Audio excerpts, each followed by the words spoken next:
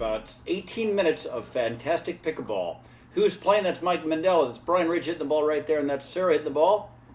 Sarah now involves Jeremy, so that's the four of us. Close to the camera, Mike Mandela in blue, Sarah in the lovely one-piece, I don't know women's clothing. I'll just call it a muumuu because I know that's not what it is. On the far side, in the lighter blue, tealish color with the overhand is Jeremy, and that's me looking fabulous to his right. What an almost great dig there by Michael Mandello. I am doing stuff around the house. I've wanted to get these pickleball things done, so instead of just making you listen to nothing, I'm going to be continuing what will now be, I think, the fifth in the series of learning about Iran.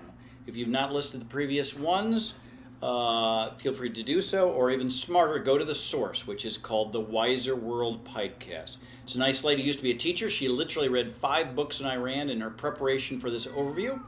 I find as like you're going to travel someplace, getting a feel for what's the history and the culture and the peoples of that place is really smart, or as we are right now in a little bit of a entanglement between Israel and the U.S. and Iran, understanding that country maybe a little bit better instead of being an idiot troglodyte like most of us are, might be beneficial to you. So with that said, I'm going to turn the volume down here a little bit.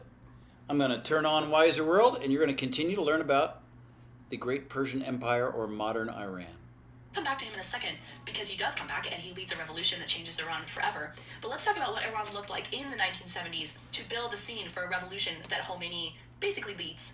As we talked about, during the Shah's reign, people's standard of living did improve, and in the 1970s, many people were quite wealthy. I read a book written by a Jewish Iranian woman, so definitely a minority in Iran, and her experience at the time, her family was pretty pro-Shah, and yet she had some really interesting things to say about her life during the 1970s. By the mid-1970s, more than 40% of the people in Iran were undernourished. The land reforms had not kept up with the urban growth, and so people were starting to see the Shah as an American puppet, and they were becoming more vocal about it. As she put it, quote, "The class division between the wealthy and educated living in northern Tehran neighborhoods and the conservatives living in southern Tehran districts was getting deeper and more profound. Tehran had become a city of people divided by lifestyle and ideals, which gave way to an undercurrent of instability. Women's dress was evidence of the deep division between modernism and tradition across all sectors of society. As a teenager with deep Iranian roots, I felt the tremors of unease. I knew and loved citizens who belonged to 2 different worlds, separated by an uncrossable boundary." End of quote. She talks about how she would have people that would work in their household who would wear, very modest coverings, their heads covered with a hijab, that's a headscarf for Muslim women, and then she would go out in public.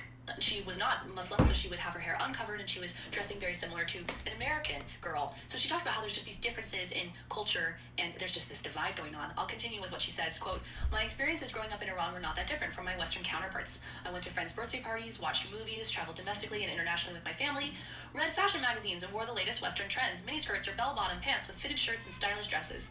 Many small fashion boutiques lined the long and wide Pahlavi Avenue and other shopping districts. Our own statuesque Queen Farah epitomized elegance and chic. In official portraits of the royal family displayed on the walls of our classrooms, banks, shops, and offices, I would admire Her Majesty's custom-made and designer outfits." End of quote. In the mid-1970s, a change began to truly brew in Iran. Many Iranians began to be more open about their distaste for these Western values that many felt were being imposed upon them by the Pahlavi regime, and it became more popular to be anti-Shah. Then in 1975, the Shah made a very political move by abolishing the multi-party system in Iran and only allowing one party. So imagine that in the United States, it would be like the president abolishing the Republican Party or the Democratic Party and only allowing one party. This is a big deal. And then he also got rid of the Islamic calendar all in 1 year. So many Iranians saw this as an affront to their religion. Despite Savak informers being everywhere watching for dissidents, the people wanted more from their leadership, and discontent was rising. On WhatsApp, no one can see or hear your personal messages, whether it's a voice call, message, or sending a password. To WhatsApp, it's all just this. So whether... I'm starting to think that they don't... Was in a frenzy. As one he... With Amazon One Medical 24/7 virtual care, you'll get help fast without having to remain on the line to make an appointment. Amazon One Medical. Healthcare just got less painful. Meanwhile, in Nice. Paris, Ayatollah Khomeini, he is whipping up fervor. He is sending ideas, words, making speeches. They're making their way into Iran in a more powerful way, that things need to change and the Shah needs to go. And the nation was in a frenzy. As one author put, quote, even though most Iranians had enjoyed varying degrees of success under the Shah, Khomeini's message resonated with a population wary of oppression and desperate for the political choice they felt the Shah denied them. They believed Ayatollah Khomeini could make us not only prosperous, but also free, end of quote. So what was Khomeini sharing? His ideas at the time were fundamentalist Islamic, anti-Shah, pro-freedom, pro-self-reliance, anti-American. Here's a quote from Khomeini himself, quote, a nation that doesn't have freedom does not have civilization. A civilized nation is one that is free. There should be freedom of the press and people should have the right to their opinion. This Shah, this servant of America, this agent of Israel, needs to be overthrown and kicked out of Iran. We need an Islamic government independent of the superpowers, where all Iranians enjoy the wealth and not a specific few. We want to improve not only your material life, but also your spiritual life. They have taken our spirituality. We need spirituality. In our government, clergies will not govern, but will help you with your spirituality. In our government, women will be free, and officials can be publicly criticized. End of quote. Okay, so that was what he said at the time before the revolution. This is what one woman had to say about it. She's an Iranian. She said, the Ayatollah's influence as a political renegade was belied by his image, that of a kind, elderly grandfather. From his humble accommodation in a Paris suburb, the Ayatollah's sermons were broadcast on foreign Persian-speaking radio stations. Leaflets with his instructions and cassettes of his lectures were distributed on the streets of Tehran and other cities. The campaign was effective, inciting anti-Shah riots and demonstrations. Burning rubber tires and the resulting thick black smoke and acrid smell became the preferred means of mass protest. End of quote. So 1978 itself had many protests. Iran has a long history of protests, I'm sure you're gathering that, and many died for the anti-Shah cause. They became known as martyrs. They were revered by the revolutionaries and still are today. On September 8th, 1978, there was a protest where over 100 people were shot down by the Pahlavi military and over 200 people were injured. This is often called Black Friday. Eerie how this sounds a lot like Tiananmen Square if you've listened to the China episodes, right? This massacre, Black Friday, really ignited the revolution to kick out the Shah. And the Shah of the United States hadn't seen this amount of discontent coming. It took a lot of the wealthy class by surprise. As one historian put it, quote, the turbaned classes were overlooked because they were considered vestiges, representatives of a fading ancient world. But away from the affluent, westernized neighborhoods where American diplomats and visiting military officers lived and visited, the mullahs had been building a national network of mosques, which waited patiently for the moment Islam would rise up and smite the infidels and their puppet king. Support for change grew openly on college campuses and even among the vast military bureaucracy that maintained the Shah's war machine. In this, Iran's secular rebels underestimated the mullahs. End of quote. So we have this grassroots uprising from the religious class mainly, but there were also secularists who wanted to get rid of the Shah. I want to be clear about that. This wasn't a complete Islamic revolution at the Just a moment. Just a moment.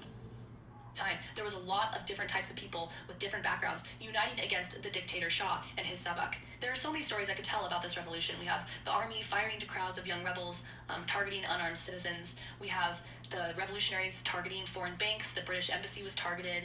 They would burn down any businesses that were associated with the West and imperialism. The Shah actually got on television and made a speech to the nation. He encouraged the young generation to not burn down our homeland, as he put it. He said, quote, let us all think about our beloved Iran. Let us think about Iran and its future, end of quote.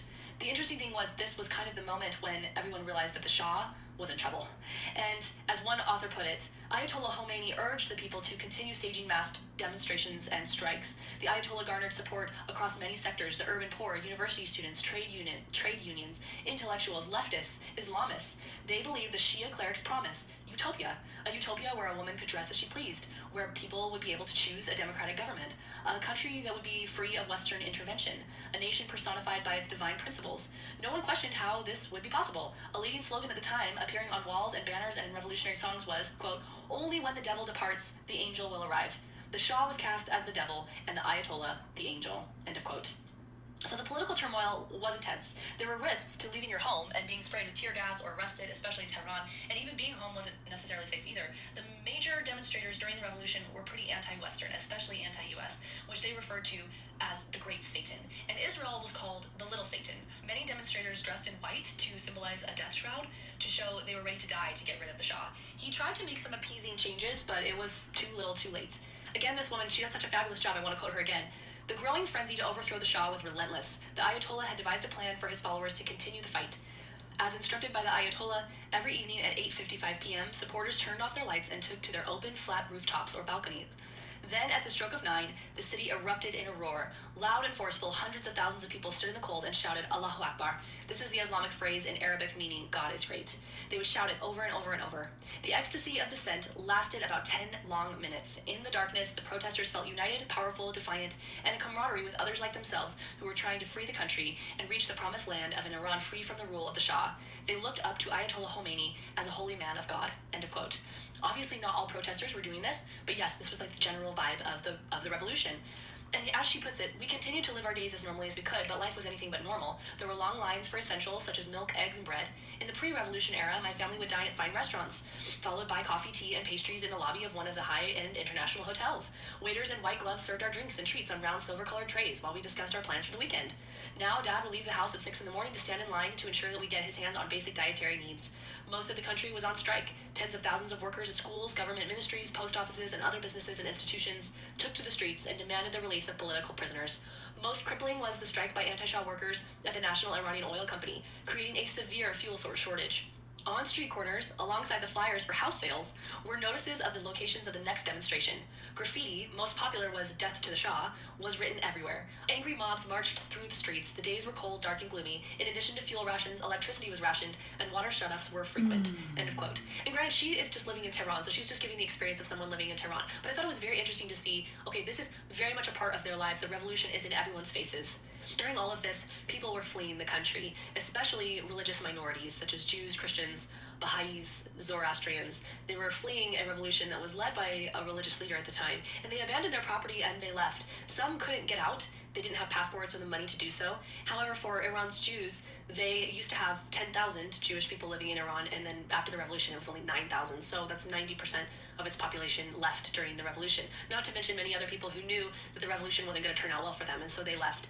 At the same time, many Iranians were abroad, going to school or living abroad, and many came back to join in the revolution. There was genuine excitement among the majority of the population, especially young people, about overthrowing a dictator and replacing him with what they hoped would be a genuinely better government. Freedom and representation were important to them. They felt that Khomeini was hearing them. It was a historic time for Iran. It was led by religious leaders, but again, it wasn't necessarily a full religious revolution. Words like freedom or criticizing the state aren't necessarily religious ideas. It was a people's revolution, and the people were pretty fed up. And to many religious people, they believed that Khomeini was the most important Islamic leader at the time and that he was leading it. After about a year of upheaval, the Shah left Iran on January 16th, 1979 for, quote, vacation in Egypt. I'm sure this was a very painful time for the Pahlavis. And he said in one of his last speeches to his country, he said, quote, if I leave, Iran will go down. If Iran goes down, the Middle East will go down. If the Middle East goes down, the world will suffer, end of quote. He never returned. 2,500 years of dynastic rule ended that day in 1979. On February 1st, 1979, so just a few weeks later, Ayatollah Khomeini returned to Iran after 15 years in exile. On his flight back, a journalist asked Khomeini what his feelings were about returning to Iran, and he responded with nothing. This is a very popular story, and I felt it was important to share it because a lot of people bring it up, and there's a lot of interpretations on it. Some think that he was indifferent to the Iranian people, he didn't actually care about them. Others are more understanding, they think that there's another reason for it. His personality wasn't exactly warm and fuzzy. However, he did see himself as a channel for the mind of God, very high view of himself. Ultimately, when he did land in Iran, he was adored. And immediately, Khomeini got to work. He set up his own prime minister, made himself the supreme leader of the new Islamic Republic. Members of the Pahlavi regime, or political enemies, or Savak members, were rounded up and executed. For nearly all of the revolutionaries, this was a shock. They hadn't anticipated him acting so strongly in a very similar way to what previous dictators had done, and they thought that things would be more peaceful. For most people, this revolution, as I said, was more of an anti-Shah revolution, an anti-monarch revolution. And so when Khomeini came in and set it up so strongly as an Islamic republic, this was surprising to many people. I've got a quote for you here. This woman says, quote, the new regime portrayed a country transitioning smoothly to the Islamic rule of law. This was not so. Some of the Supreme Leader's supporters were now opposed to Islamic law. During the resistance, the Ayatollah had stressed that he was not seeking power and wanted to return to the seminary. Once in power, he changed course. Within a few weeks of his return, Ayatollah Khomeini announced that women were barred from becoming judges. 3 days later, March 7th, 1979, the Ayatollah declared that women should wear the hijab, that's the head covering, in the workplace. As explained, it was best for them to refrain from revealing their hair and the curves of their bodies to men who were not relatives. As hijab was applied to the workplace only, women were still seen in public in varied dress. Everyone I knew was upset by the law. Ironically, the next day, March 8th, was International Women's Day. Emboldened by the efficacy of recent strikes and demonstrations, some Iranian women from all spheres of life, including nurses, teachers, mothers, and students, took to the streets. So you can see here that Khomeini changed his tune. When he was in exile, he said different things than when he came and actually did in the country. In March 1979, there was a referendum to create an Islamic republic. And the Iranians were told that the newly liberated nation would allow citizens as young as 15 to freely voice their opinion for or against the new form of government in Iran. And that the nation was going to go to the polls, and there would be one question they could answer: should the monarchy be abolished in favor of an Islamic republic? And everyone had to vote, but everyone was being watched when they voted, and the answer that you put down, yes or no, was noted, and so people voted yes almost completely, and they said that the Iranian people had voted for this. Khomeini ended up updating the constitution. In theory, day-to-day governance would be secular, but ultimate power would still lay within the Islamic government. The constitution allowed for a majlis, an elected majlis parliament, but it also established a council of guardians, which were essentially 12 clerics and jurists, and they were allowed to vote and approve candidates before they could run for election. And they also approved or vetoed legislation or laws that were passed by the Majlis. So think about it this way: the religious clergy had to approve everyone running for election and could approve or veto any laws that the elected people could make. So it's not a free election process. Yes, there's voting in Iran, but the people who are running have already shown their allegiance to the regime. For the McLaren Formula One team, speed is everything. When every second counts, there's no time to dig through data. Dropbox Dash finds what you need fast across all your work apps, so you can focus on what matters. Progressive.com. To accomplish his Casualty Insurance Company and affiliates. Price and coverage match limited by state law. Not available in all states. Essentially, Khomeini changed the constitution to create an Islamic state and make sure everything that he was going to do was legal. So he implemented Sharia law, which meant, for example, that adulterers could face stonings now. Khomeini changed the laws for sure, but he wasn't above using violence to accomplish his intentions either. Freedom of the press was limited, if not completely lost. 40 newspapers closed down, and the two biggest were taken over by the state. The Savak was also revamped to become the Ministry of Intelligence and Security. There was no longer a separation of religion and state. The clergy wore these long robes and turbans, and they served as like Chief Justice in the judiciary, and essentially everyone who had been pro-Shah were put on court, and they were put on trial, and a lot of them were executed by firing squad. Pretty much every part of life changed significantly for Iranians. Most of those changes had to do with male-female relationships, like men and women couldn't shake hands or smile at each other in public anymore. Men's clothing changed